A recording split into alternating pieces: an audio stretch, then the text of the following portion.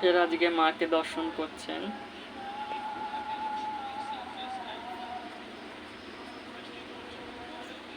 কিরম লাগছে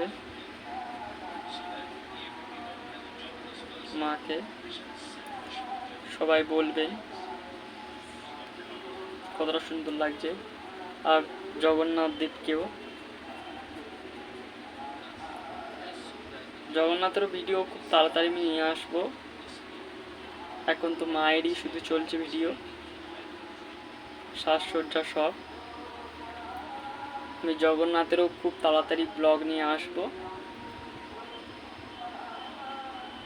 কতটা সুন্দর দেখতে লাগছে সবাইকে, অপূর্ব দৃশ্য। সবাই মাকে দর্শন করে নাও।